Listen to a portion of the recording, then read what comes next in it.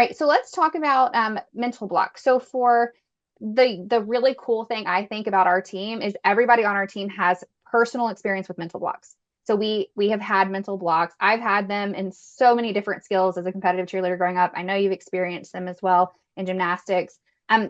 For an athlete or a parent who, or even a coach who has never experienced a true mental block, what does it actually like feel like? So what happens?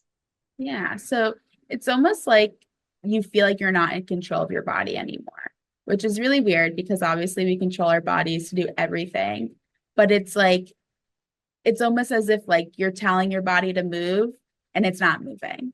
So we like to call that like flight, or freeze.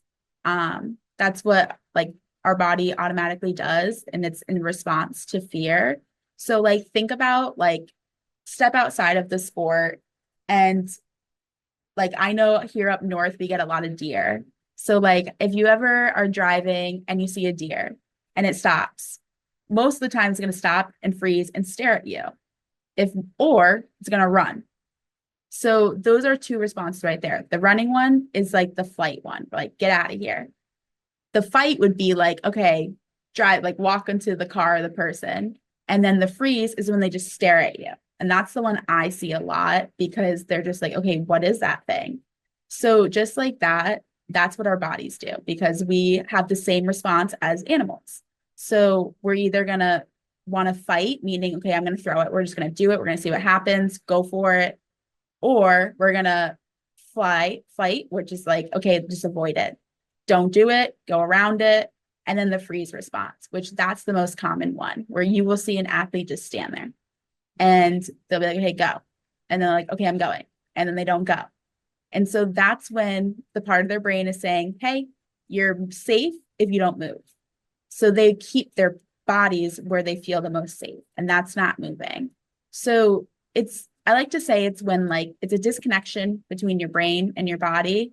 And I like to say it's as if they're at war, where they're just like fighting about who's right, who's going to keep you the safest.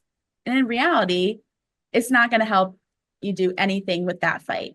So a lot about what mental coaching is how can we get them on the same page? How can we diffuse that war that's going on and get them to like each other? Because there's ways that we can work with our brain and work against it and telling ourselves, go, just go, chuck it.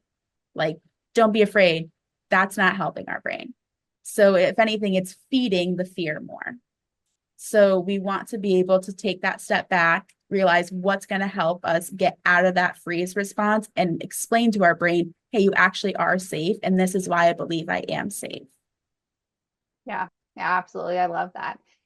One of the things too that I remember back when I was an athlete and I experienced mental blocks, like I literally remember it felt like my gut, like my stomach, I had the butterflies, the tingles, and then it literally, when it was time for me to like take that first step or go for the skill, like my stomach felt like it fell out, like it just dropped, right? Like that, it was like a sinking feeling in my gut. Like that's how it felt to me when I would go for the skill. And that was my body telling me, like, hey, I don't feel, or my brain telling my body like we're not safe doing this skill because there was so much pressure and a buildup of fear that had happened. And yeah, it's crazy. It is truly, it's hard to understand if it's something you've never experienced. Like how can you just not do a skill? Like you just did it yesterday and you're not doing it today. Like what is going on? But it is truly your body, like your body's trying to protect you, right? But it's kind of confusing if you've never experienced it. So hopefully that's helpful for people to kind of wrap their heads around a little bit more why it happens and what it feels like. So, Yeah, and that reminds me like sometimes when you are blocking on something, one day you'll go in and you'll do it. And then another day you'll go in and you'll be like, I can't do it anymore. I just did it. Why can't I do it? And it's that pressure of like, I did it last time, so I should be able to do it now definitely adds to it. But it's also like understanding that like this is not going to be a linear path. You're not always going to take one progression up each day. Sometimes you're going to go backwards. Sometimes you're going to feel less confident. And that's only because your brain is trying to keep you safe. And that day, maybe something was going really well and it kind of motivated you to step out of your comfort zone.